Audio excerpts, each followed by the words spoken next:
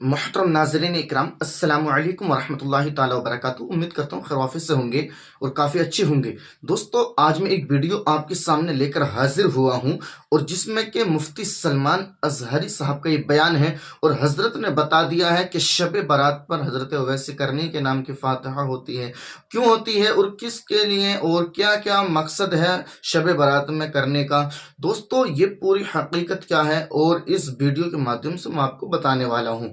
दोस्तों, शबे बारात की रात कोई आम रात की तरह नहीं है। दोस्तों, उस रात में हम जब इस दुनिया में आए हैं और जब इस दुनिया से जाएंगे, यानी इस साल ईद में शबे बारात के बाद एक साल के अंदर जितने लोग इस दुनिया से जाएंगे यानी इंतकाल होगा, सबको इसी रात में लिख दिया जाएगा कि इतने लोगों का इंतकाल होगा और इतने लोगों की पैदाइश होगी, इतने लोगों की शादियां होंगी, इतने बच्चों की।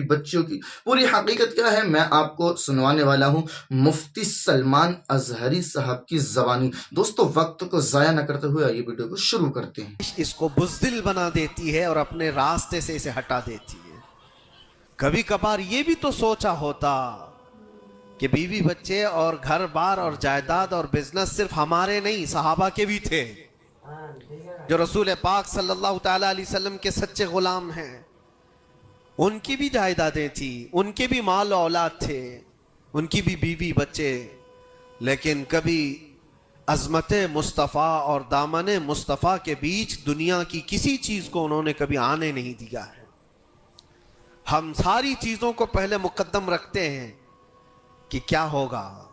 मेरे अजीज़ों, एक सहाबी रसूल की बात अगर अर्ज़ करूं, अबू दहदा ऐसे मालदार सहाबी थे जिनका बागीचा पूरे मदीने में सबसे कीमती बागीचा था, सबसे कीमती बागीचा था, और उनके बागीचे की खजूरें सबसे महंगी खजूरें।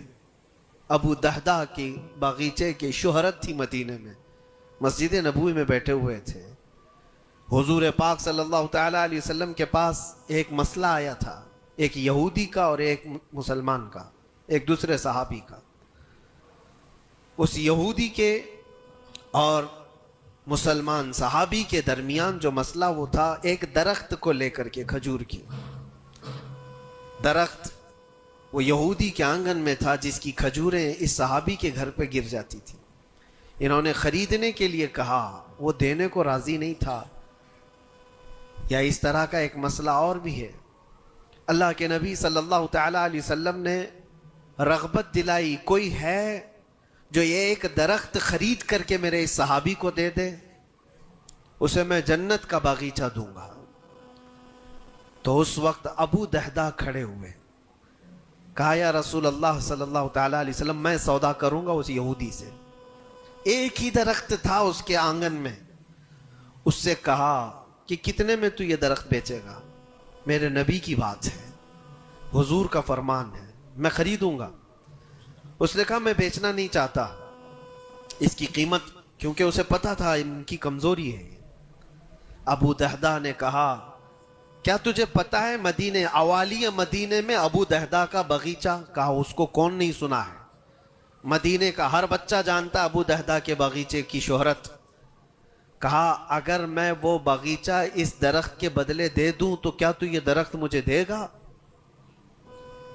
उसने कहा, यहूदी ने, पागल हो गए हो, क्या बात कर रहे हो? एक दरख्त के बदले वो इतना कीमती बगीचा जिसकी खजूरें पूरे मदीने में मशहूर हो? अबू दहदा ने कहा, उस बगीचे से ज्यादा कीमती मेरे मुस्तफ़ा का फरमान है। मेरे लिए नबी पाक की इज्जत और उनकी हुर्मत उससे कई ज्यादा बढ़ करके है।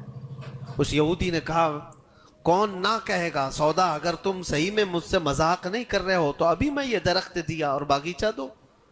अबू दहदा ने कहा, तूने अभी दिया, मैंने भी यहीं से दे दिया, बागीचा बेच दिया और सारी चीजें यहीं पर तय करके अपने बागीचे पर आते हैं। बाहर दरवाजे पर खड़े हैं, बागीचे के फाटक पर उनकी बीवी, उनकी बच्चे, घर अंदर बना हुआ है बागीचे के अंदर, जो ठंडी हासिल करने के लिए खुशनुमा बागीचे के अंदर खुशनुमा महल बना हुआ है। दरवाजे के बाहर से अबू दहदा पुकारते हैं, या उम्म दहदा, अपनी बीवी को, बाहर आ जाओ, बाहर आ जाओ अपने बच्चों को लेकर। بیوی نے کہا اتنی جلدی کیوں اس طرح سے بلا رہے ہو, کیا بات ہے, کیوں چیخ رہے ہو؟ ابو دہدہ نے کہا یہ باغیچہ بک گیا ہے, اب ہمارا نہیں ہے, باہر آ جاؤ. عورتیں کبھی کسی چیز کو دینے دیتی ہیں؟ گھر کی کوئی چیز بک جائے عورت راضی ہو جائے, لیکن وہ عورت عام عورت نہیں, رسول اللہ کی صحابیہ تھی. کہا اچھا ابو دہدہ یہ باغیچہ بک گیا ہے, میرا تم پر یقین ہے کہ بہت اچھا سودا کیا ہوگا, کیونکہ مدینے میں اس جیسا باغیچہ تو نہیں ہے. ابو دہدہ نے کہا تو سچ سمجھتی ہے میں نے بہت اچھا سودا کیا ہے.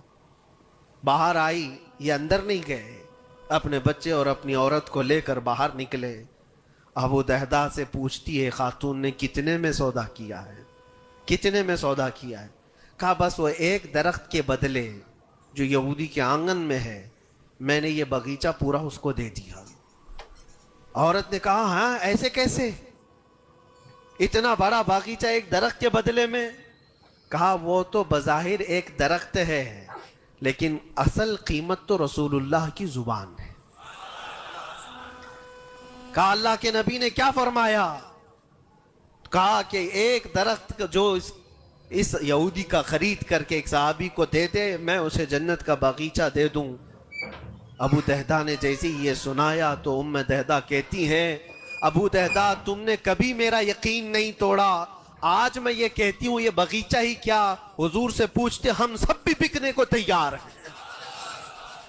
اللہ کے نبی صلی اللہ تعالی علیہ وسلم کی ذات پر یہ یقین کامل تھا, انہیں دنیا بیچ میں کبھی روک نہ سکی. ہمارے تو چھوٹی دکانیں ہمیں روک دیتی ہیں, ہمارے تو چھوٹے دروازے ہمیں روک دیتے ہیں. عزیزان گرامی وقار, اپنے مقصد حیات سے آدمی جب بھٹکتا ہے تو کون سی چیزیں جو اسے اٹریکٹ کرتی ہیں دنیا میں؟ یہ مال دولت. مجھے وہ بات یاد آتی ہے, صدیق اکبر رضی اللہ تعالیٰ عنہ حضور پاک صلی اللہ علیہ وسلم کے ساتھ بیٹھے ہیں. حضور پاک صلی اللہ تعالیٰ علیہ وسلم کے ہاتھ میں ایک پیالہ ہے جس میں شہد ہے, آپ اس کو نوش فرمانا چاہتے ہیں, منہ کے قریب لے گئے, اچانک آپ نے واپس رکھ دیا اور کسی چیز کو دھکا دے کر کے ہٹانے لگے, جیسے کوئی مکھیوں کو بھگاتا ہے, جبکہ نبی پاک صلی اللہ علیہ وسلم کے جسم کے قریب کبھی کوئی مکھی نہیں آتی, لیکن اندیکھی چیز کو آپ ہٹا رہے تھے. پھر تھوڑی دیر کے بعد پیالے کو اٹھایا, پھر تھوڑی دیر منہ کے قریب جاتے ہی واپس رکھ دیا, پھر کسی چیز کو دھکا دے کر نکال رہے تھے. تیسری مرتبہ پیالہ اٹھایا تو صحابہ نے دیکھا آپ کی آنکھوں سے آنسو روا ہیں, حضور پاک صلی اللہ تعالیٰ علیہ وسلم کیا اشک بہ رہے ہیں. تو صحابہ نے پوچھا یہ کیا معاملہ ہے؟ حضور اکرم صلی اللہ تعالیٰ علیہ وسلم فرماتے پہلی بار جب میں نے شہد کا پیالہ اٹھایا تو دنیا میرے پاس سج سنور کر کے آئی, تیار ہو کر آئی, اور کہا اے اللہ کے نبی میرا حسن و جمال آپ قبول کر لیں, ہر طرح کے حسینائیں آپ کے قدموں میں لا کر رکھ دوں گی, ہر طرح کا حسن آپ کے قدموں میں لا کر رکھ دوں گی. حضور فرماتے میں نے دھکا دے کر دور کیا کہ مجھے تیرے حسن و جمال کی ضرورت نہیں, دنیا چلی گئی. دوسری بار جب میں نے پیالہ اٹھایا تو دنیا پھر آئی میرے پاس, اور پورے زر و جواہرات اور دولت کے انبار لے کر.